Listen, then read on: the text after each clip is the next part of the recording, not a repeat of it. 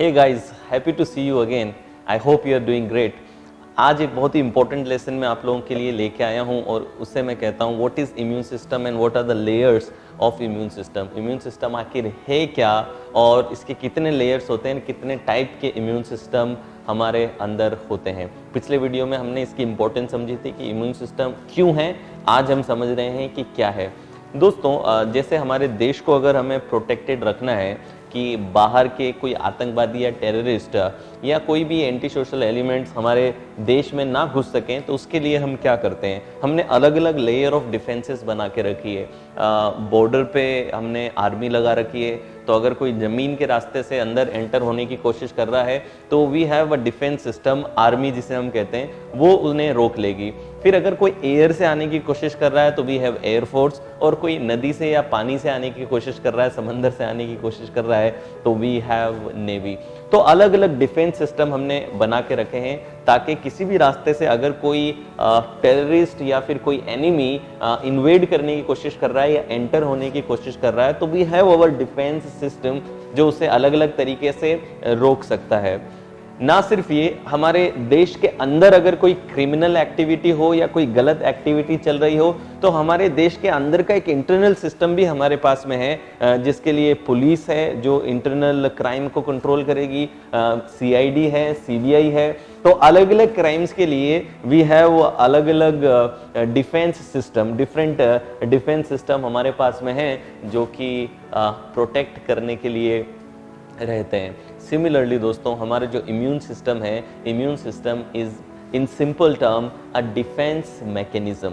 Immune system क्या है? एक डिफेंस मैकेनिज्म है जो हमारे शरीर में इन्वेड होने से रोकता है, हमारे शरीर में अलग अलग बैक्टीरिया या वायरसेस ना घुस सकें उसका वो ध्यान रखता है। और अगर जो लोग घुस गए हैं या फिर कोई बीमारी अंदर आ गई है तो उसको ठीक करने का और अंदर जो बैक्टीरिया घुस चुके हैं उनको किल करने का काम करता है। बहुत से लोगों को लगता है कि इम्यून सिस्टम जब हम बीमार पड़ जाते हैं तो ही एक्टिवेटेड रहता है। इम्यून सिस्टम दोस्तों 24/7, जिस दिन आप पैदा हुए तब से लेकर आपकी मृत्यु तक, हर रोज आपका इम्यून सिस्टम 24/7 एक्टिव है। वो सिर्फ बीमार पड़ने पे बीमारी को ठीक ही नहीं करता, वो हमें बीमार होने से बचाता भी है। जैसा कि मैंने पिछले वीडियो में बताया कि बहुत सारे वायरसेस को एंटर होने से ही रोक देता है, हमें बीमार होने से ही रोक देता है। तो इम्यून सिस्टम का काम सिर्फ हमें बीमारी से ठीक करना ही नहीं है, हमें बीमार होने से बचाना भी इम्यून सिस्टम का काम है। तो इम्यून सिस्टम एक डिफेंस मैकेनिज्म है, वो सिर्फ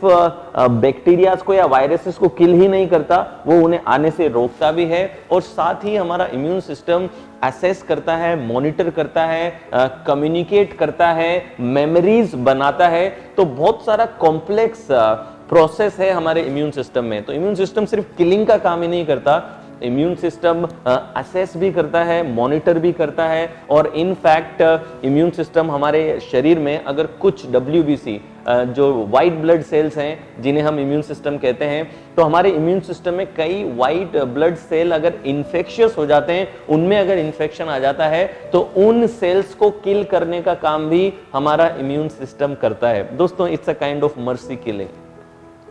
आपने देखा होगा कि जब यूथनेशिया जिसे कहते हैं कि कोई इंसान अगर बहुत ज़्यादा तड़प रहा है और उसकी जो ज़िंदगी है वो मौत से भी ज़्यादा बदतर है, तो वो कई बार रिक्वेस्ट करता है कि मुझे किल कर दिया जाए। इसे कहते हैं मर्सी किलिंग या फिर यूथनेशिया।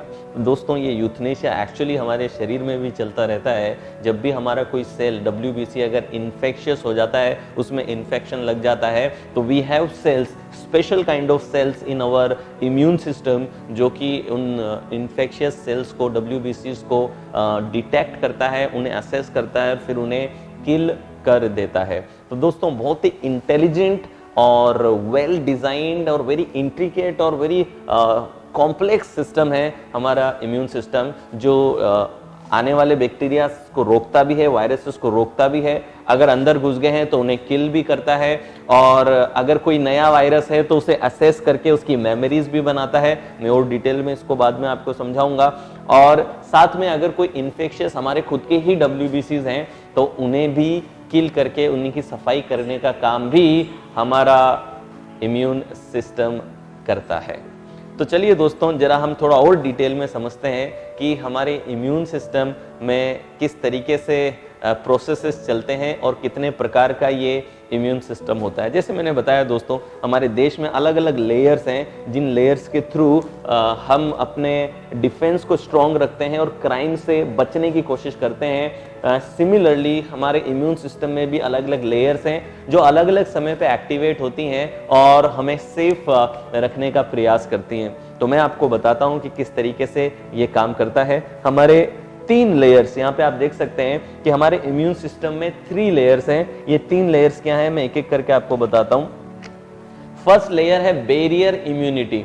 बैरियर इम्यूनिटी क्या होती है मैं अभी आपको एक्सप्लेन करूंगा। सेकेंड है innate immunity and third one is adaptive immunity.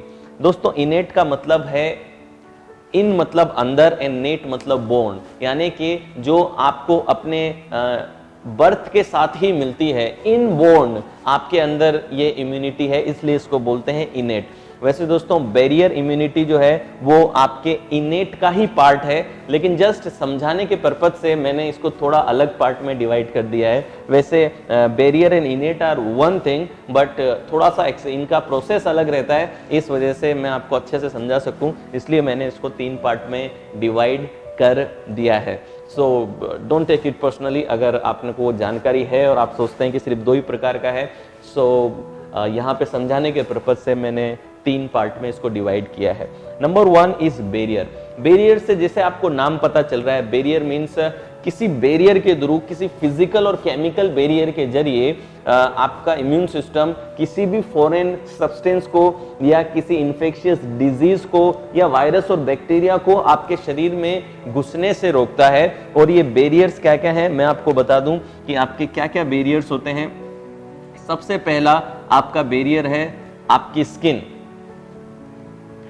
दोस्तों स्किन हमारी बॉडी का सबसे बड़ा ऑर्गन है और आपके पूरे शरीर को इस स्किन ने ढका हुआ है। और स्किन आपका जो चमड़ी है ये किसी भी बैक्टीरिया को या पैथोजन को या वायरसेस को हमारे शरीर में एंटर होने के लिए रोक देती है। जैसे कि सपोज कीजिए कि ये एक बैक्टीरिया है और ये अगर यहाँ पे हमारे शरीर में एंटर होने की कोशिश कर रहा है, तो जो स्किन है वो इस बैक्टीरिया को अंदर नहीं आने देगी और हमारी स्किन हजारों लाखों बैक्टीरिया को राइट नाउ हमारे शरीर में घुसने से रोक रही है। हमारी स्किन की भी दोस्तों अलग अलग लेयर होती है, तो अगर फर्स्ट लेयर को अगर कुछ इन्फेक्शन क्रॉस भी कर गया तो हमारी सेकंड लेयर में बहुत प्रकार के बैक्टीरियाज होते हैं। वो बैक्टीरियाज उन फॉरेन सब्सटेंसेस को किल कर देते हैं अगर वो फर्स्ट लेयर को भी फर्स्ट लेयर ऑफ डिफेंस को अगर बाईपास कर चुके हैं। तो दोस्तों इतना ब्यूटीफुल ये मैकेनिज्म है हमारी स्किन का।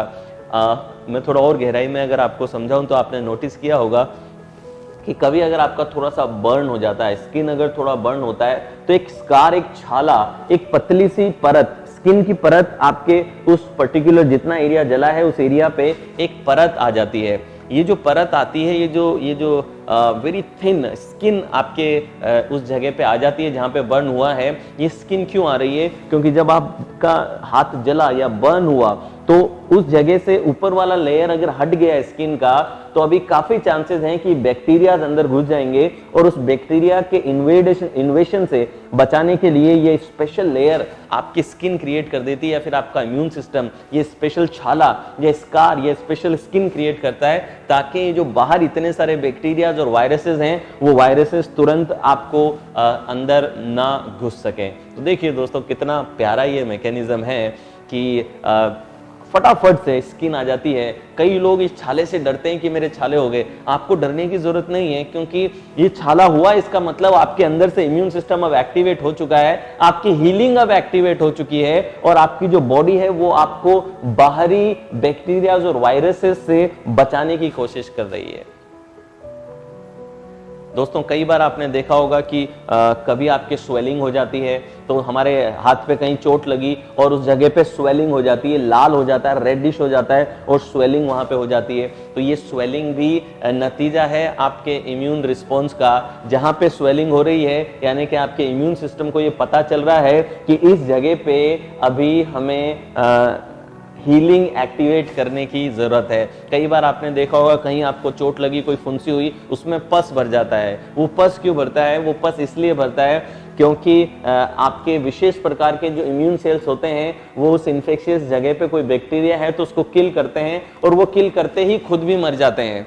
तो उन्हें न्यूट्रोफिल्स कहा जाता है। वो किल तो करते हैं और किल करके खुद भी मर जाते हैं, और वो पस की फॉर्म में कन्वर्ट हो जाते हैं। इसी वजह से आपने देखा होगा किसी जगह पे अगर पस भरता है और वो पस अगर बाहर निकलता है तो पेन में रिलीफ होता है। जब पस बाहर निकल जाता है तो पेन में रिलीफ होता है। तो दोस्तों ये आपके स्किन लेवल पे फिजिकल बैरियर बना करके आपकी बॉडी ने आपको प्रोटेक्ट किया हुआ है।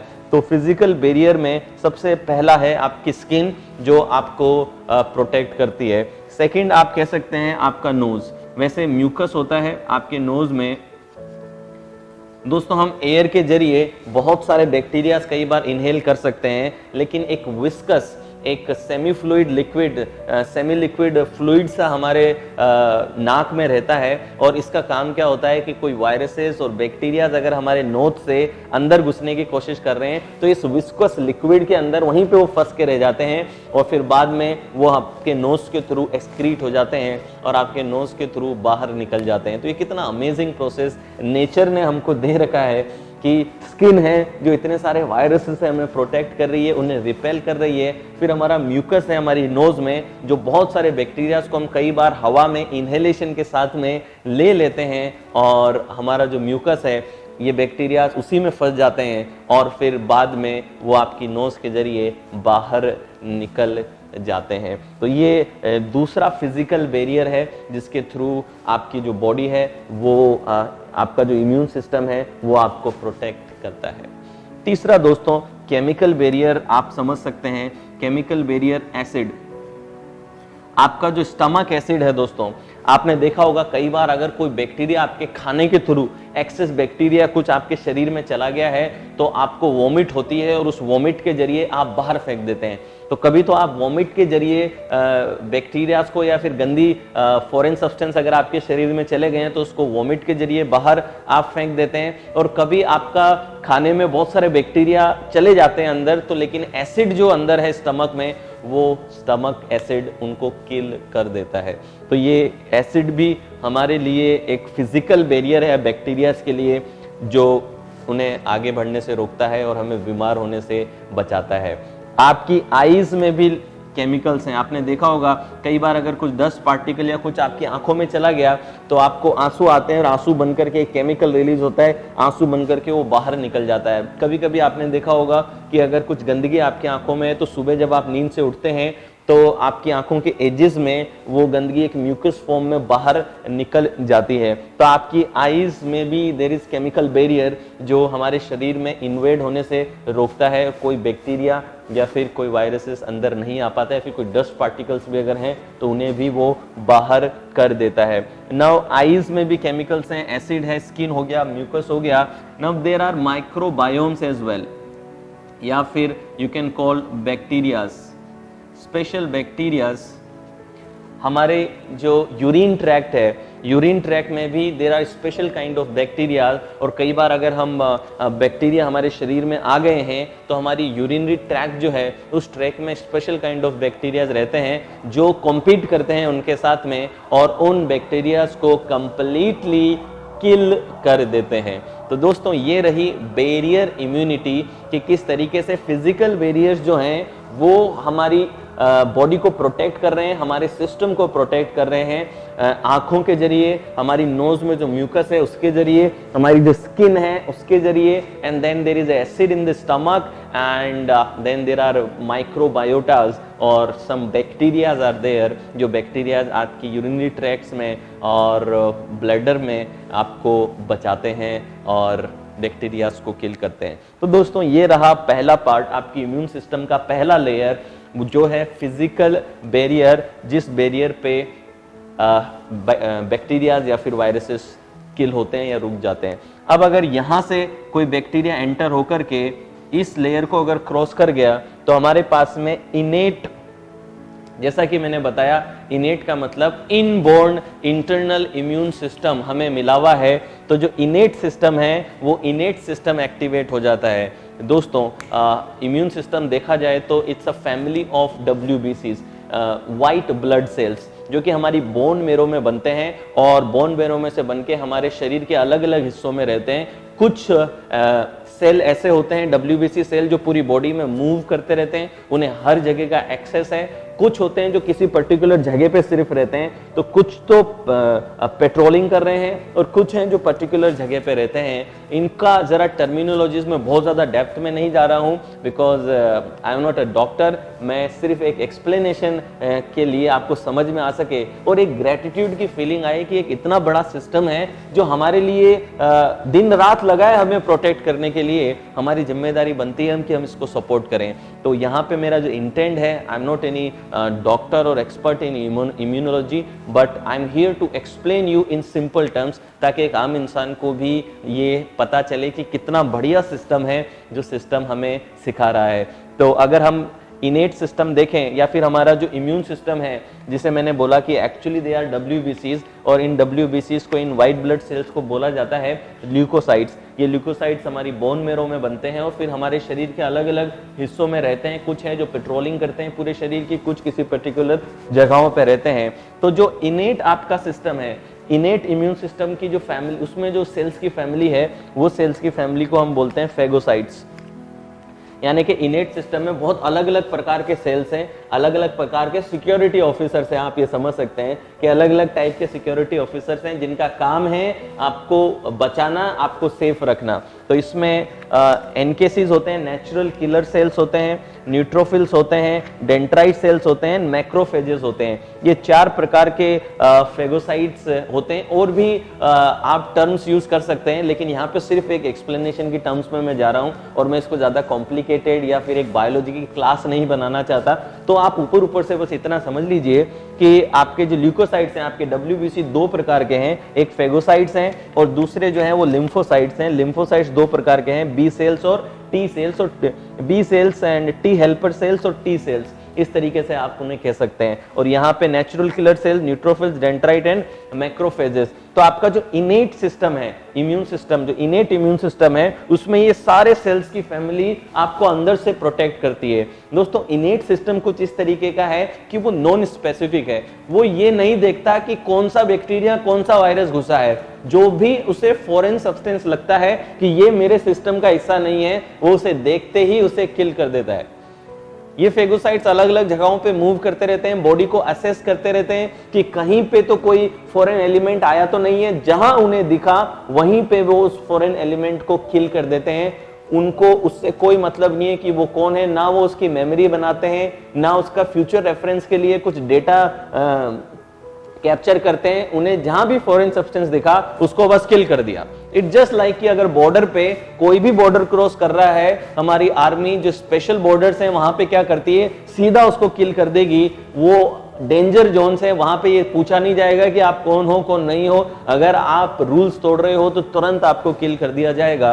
ये उसी तरीके से है फेगोसाइट्स या फिर इनेट इम्यून सिस्टम जो हमारा है, वो ये नहीं देखता कि कौन घुसा है। अगर वो फॉरेन सब्सटेंस है, वो तुरंत उसको किल कर देगा, दैट्स इट। और यही नहीं, फेगोसाइट्स अपने जो इन्फेक्शियस WBCs होते हैं, जो मैंने पहले बताया आपको, उनको किल करने में भी मदद करते हैं। तो ये उनको भी डिटेक्ट करते हैं कि कहाँ पे WBCs इन्फेक्टेड हैं, उनको डिटेक्ट करते हैं और उनको डिटेक्ट करके उनको किल करते हैं। तो आप ये समझ सकते हैं आपके इनेट सिस्टम का काम यह है कि जो अगर बैरियर से पास होकर अंदर घुस गया है और आपका बैरियर उसे नहीं रोक पाया, तो अब इनेट सिस्टम क्या करेगा, इनेट सिस्टम उसको किल करने का काम करेगा और अपनी बॉडी से फ्लश आउट करने का काम करेगा। तो अब यह है इनेट सिस्टम। इनेट सिस्टम के बाद में आता है अडेप्टिव सिस्टम। अब अडेप्टिव दोस्तों एक्वायर्ड है। अडेप्टिव इम्यून सिस्टम वो है जब एक्टिवेट होता है, जब इनेट से भी बात नहीं बन रही है, जब आपका इनेट सिस्टम यानी कि आपके जो फेगोसाइट्स किल नहीं कर पा रहे हैं, तो अब एडेप्टिव सिस्टम एक्टिवेट होगा। ये थर्ड लेयर ऑफ डिफेंस है। ये बहुत ही कॉम्प्लेक्स और बहुत इंटेलिजेंट और बहुत ज्यादा इवोल्व्ड सिस्टम है। दोस्तों, एडेप्टिव सिस्टम सभी जानवरों में या सब जगह नहीं मिलता है। स्पेशली ह्यूमंस के अंदर ये बहुत ज्यादा इवोल्व्ड है और कुछ एक शार्क्स या फिर कुछ ही एनिमल्स हैं जहां पे ये पाया जाता है, लेकिन ज्यादातर एडेप्टिव सिस्टम जो है वो नेचर में इतना नहीं पाया जाता। ज्यादातर ज़्यादातर एनिमल्स में इनेट ही होता है, और हमारे अंदर एक अडेप्टिव इम्यून सिस्टम है। अडेप्टिव का मतलब क्या है कि you acquired it, you learn it. आप धीरे धीरे सीखते हैं, अक्वायर करते हैं, और ये आपको जन्म के साथ नहीं मिलता। आप जैसे जैसे बड़े होते हैं अलग अलग वायरसेस, बैक्टीरिया, फ्लूज आप अक्वायर करते हैं, अकॉर्डिंगली ये इवॉल्व होता जाता है। तो अडेप्टिव सिस्टम जो है वो अक्वायर्ड है, वो लर्निंग से आता है। जब आप अपने एनवायरनमेंट को असेस करते हैं, आपको बीमारियां, वायरसेस अंदर जाते हैं, तो आपका अडेप्टिव इम्यून सिस्टम लर्न करता है और एंटीबॉडीज बनाता है ताकि फ्यूचर में वो बीमारी आपको ना हो। तो कैसे काम करता है इसको थोड़ा और डिटेल में हम समझते हैं। Adaptive immune system actually lymphocytes का बना होता है, जिसमें बी सेल्स हैं और टी सेल्स हैं। अब देखिए अडेप्टिव सिस्टम का क्या काम है कि जब इनेट फेल हो गया, इनेट सिस्टम जब किल नहीं कर पा रहा है, जितना तेजी से हमारे इनेट सेल्स मल्टीप्लाई हो रहे हैं उससे ज्यादा तेजी से अगर वायरस मल्टीप्लाई हो रहा है तो हम उसे किल नहीं कर पा रहे। तो अभी क्या होगा, इनेट और अडेप्टिव के बीच में मैक्रोफेजेस काम करते हैं। मैक्रोफेजेस क्या करते हैं कि जो भी फॉरेन वायरस आया है या फॉरेन सब्सटेंस आया है वो उसको किल करके उसको उसका सिग्नल भेजते हैं हमारे टी सेल्स को। These macrophages और dendrites send signal to your T cells. आपके टी सेल्स को सिग्नल देते हैं, जो कि आपके अडेप्टिव इम्यून सिस्टम का काम है। तो देखिए हुआ क्या, आपके जो मैक्रोफेजेस हैं इन्होंने फॉरेन एलिमेंट्स को किल किया। जैसे ही उन्होंने किल किया, इन्होंने एक सिग्नल भेज दिया, किसको, टी सेल को सिग्नल भेजा कि ये इस प्रकार का कोई नया वायरस शरीर में घुस गया है, हमसे हैंडल नहीं हो रहा, अब तुम्हारी बारी है, अब तुम्हारे हवाले वतन साथियों, वो वाली बात हो चुकी है, क्योंकि अब इनसे ये हैंडल नहीं हो रहा। और ये क्या देते हैं इंफॉर्मेशन में, मैक्रोफेजेस एंटीजन, एंटीजन करके एक प्रोटीन होता है, ये उसकी इंफॉर्मेशन देते हैं। एंटीजन दोस्तों, जैसे आपने कोरोना वायरस के बहुत सारे मीम्स देखे होंगे जिसमें वायरस के जो सरफेस होता है, वायरस के सरफेस पे कुछ विशेष प्रकार के जो एंटीबॉडीज होते हैं, एंटीजेंस होते हैं। तो मैक्रोफेजेस क्या करते हैं, इनको किल करके इनके एंटीजेंस की, कि उनके सरफेस पे किस प्रकार के प्रोटीन लगे हैं, उनकी इंफॉर्मेशन टी सेल तक भेज देते हैं उन्हें किल करके।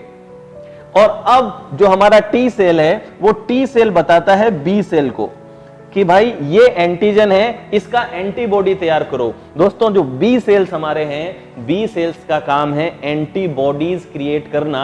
एंटीबॉडीज क्या होती हैं, एक लैचिंग सिस्टम, एक लॉकिंग सिस्टम है। वो क्या करती हैं, जैसे ही एंटीबॉडीज बनेंगी वो एंटीबॉडीज जाकर के वो एंटीबॉडीज जो हैं वो जाकर के लॉक हो जाएंगी, और इसके जो वायरस के जितने भी एंटीजेंस हैं उसके सरफेस पे जाकर के लॉक हो जाएगी। और लॉक होते ही आपकी बॉडी में सब जगह सिग्नल पहुंच जाएगा कि ये वो वायरस है जो किल कर रहा है। और फिर ये एंटीबॉडीज मिलियंस की तादाद में आपका शरीर प्रोड्यूस करता है, और जिसके तहत या फिर जिसको यूज करके आपके शरीर में से पूरे वायरस को किल करता है। जब तक वो किल नहीं करता तब तक वो एक्टिव रहता है। तो दोस्तों बी सेल्स का काम क्या है, एंटीबॉडीज क्रिएट करने का। तो यानी कि आपका जो अडेप्टिव सिस्टम है वो कितना असेसिंग कर रहा है। देखिए मैं आपको बताता हूं कि एक फॉरेन वायरस घुसा, उसको किल करने की क्षमता हमारे अंदर नहीं है, और हम पहचान भी नहीं पा रहे कि ये इसका तोड़ क्या है। तो हुआ क्या, माइक्रोफेजेस ने उसके एंटीजन लिया कि ये वायरस का जो सरफेस है उस पे ये प्रोटीन्स लगे हुए हैं। तो इन्होंने टी सेल को भेजा, टी सेल ने बी सेल को भेजा, और बी सेल ने असेस किया उस एंटीजन को, और उसके अकॉर्डिंगली एक जैसे कि ताला मिल गया, और उस ताले के हिसाब से चाबी बनाई। तो बी सेल क्या करते हैं कि ये ताला किस चाबी से खुलेगा वैसी चाबी क्रिएट करते हैं, जिसे हम एंटीबॉडीज कहते हैं। एंटीबॉडीज एक विशेष प्रकार के प्रोटीन्स हैं, जो प्रोटीन्स आपके वायरस के सरफेस पे लैच हो जाते हैं, अटैच हो जाते हैं, और फिर वायरस को किल किया जाता है। तो देखिए दोस्तों कितना एक असेसिंग बन गया, एक असेसिंग हुई, मॉनिटरिंग हुई, और इसी वजह से आपका जो एडेप्टिव सिस्टम होता है वो थोड़ा स्लो होता है, वो टाइम लेता है असेस करने में, एंटीजेंस को आइडेंटिफाई करने में और उसके एंटीबॉडीज बनाने में। लेकिन ये इतना इफेक्टिव है कि एक बार एंटीबॉडीज बन गई तो अब आपका एडेप्टिव इम्यून सिस्टम उसका पिक्चर लेके रखेगा। यानी कि मैं समझाने के लिए सिर्फ बोल रहा हूं, नॉट एग्जैक्टली फोटोग्राफ, मगर उसका एक पिक्चर वो अपने पास में रखेगा ताकि फ्यूचर में अगर ये सेम वायरस आपके शरीर में घुसा तो अब वो आपको बीमार नहीं होने देगा या तुरंत उसको किल कर देगा। इस बार अडेप्टिव सिस्टम को टाइम नहीं लगेगा। ये उसी तरीके से है दोस्तों कि अगर एक क्रिमिनल का फोटोग्राफ आपके पास में नहीं था और वो आपके देश में घूम रहा है तो उसको पकड़ना मुश्किल है, टाइम लगेगा उसको पकड़ने में। लेकिन एक बार उसको पकड़ा हुआ है और उसका फोटोग्राफ और उसका डेटाबेस अगर पुलिस के पास में है तो अगली बार अगर उसको पकड़ना है तो पूरे देश में क्या करेंगे, सभी पुलिस स्टेशन में उस फोटोज को फॉरवर्ड कर देंगे कि ये उसकी शक्ल है, उसको जहां आइडेंटिफाई करो वहां पे उसको किल करना है। तो ये एग्जैक्टली इसी तरीके से ये एनालॉजी में मैंने समझाया कि ऐसे ही आपका इम्यून सिस्टम जो अडेप्टिव इम्यून सिस्टम है वो मेमोरी भी रखता है ताकि फ्यूचर में कोई वायरस या बैक्टीरिया का आप पे अटैक हो तो आपकी बॉडी को वो बचा सके। तो दोस्तों जो चिकन पॉक्स में होता है कि एक बार ही आपको होता है फिर वापस आपको नहीं होता। क्यों? क्योंकि जब आपको एक बार हो गया तो आपने एंटीबॉडीज क्रिएट कर लिए और अब आपका अडेप्टिव सिस्टम फ्यूचर में आपको जैसे ही ये वायरस आने लगेगा ये उसको एंटीबॉडीज के जरिए किल कर देगा। तो दोस्तों बड़ी सिंपल भाषा में मैंने आपको समझाने की कोशिश की, लेकिन एक बात अब आपको समझ में आ चुकी होगी कि आपके शरीर में 24 घंटे 24 आवर्स आपकी जिंदा होने से लेकर के जिस दिन आपने बर्थ लिया, जिस दिन आप जन्मे, वहां से लेकर के आपकी मृत्यु तक हर रोज हर पल ये सारे सेल्स मिलके ये पूरा सिस्टम आपको बचाने में लगा हुआ है। डोंट यू थिंक कि ये हमारी जिम्मेदारी बनती है? डोंट यू थिंक कि ये हमारी रिस्पॉन्सिबिलिटी है, ये हमारी ड्यूटी है कि हम हमारे सेल्स को सपोर्ट करें, उनके अगेंस्ट में काम करने के बजाय गंदा खाना खा के, बहुत ज़्यादा शुगर्स लेकर के, अपने स्लीपिंग हैबिट्स बिगाड़ करके, बहुत ज़्यादा डर में जी करके हम हमारे इम्यून सिस्टम को सपोर्ट नहीं कर रहे हैं। इनफैक्ट हम हमारे इम्यून सिस्टम के अगेंस्ट में काम कर रहे हैं। और जब आप अपने इम्यून सिस्टम के अगेंस्ट हो जाते हैं तो धीरे धीरे आपका इम्यून सिस्टम भी गिव अप करने लगता है। तो दोस्तों इट इज़ वेरी इंपॉर्टेंट कि we should be grateful about our immune system and we should support our immune system. आप कैसे सपोर्ट कर सकते हैं और क्या चीज़ें हैं, क्या फैक्टर्स हैं जो हमारे इम्यून सिस्टम को किल करते हैं, उन्हें मारते हैं, ये मैं आपको अगले वीडियोस में बताऊंगा कि कौन कौन से फैक्टर्स हैं जो हमारे इम्यून सिस्टम को किल कर रहे हैं या फिर हमारी कौन सी आदतें हैं जो हमारे इम्यून सिस्टम को किल करती हैं। मैं अब आपको अगले वीडियो में समझाऊंगा। आज के लिए सिर्फ इतना ही। एक टास्क आपको देता हूं कि एक बार बैठ करके एक थैंकफुल, आंख बंद करके, be thankful to each and every cell of your body, be thankful to your immune system. अपने इम्यून सिस्टम को एक बार थैंक यू बोलिए, एक धन्यवाद की भावना, एक ग्रेटिट्यूड की फीलिंग उसके लिए क्रिएट कीजिए कि ये आपको इतना सेफ रखता है। Till then take care, I will see you in the next class.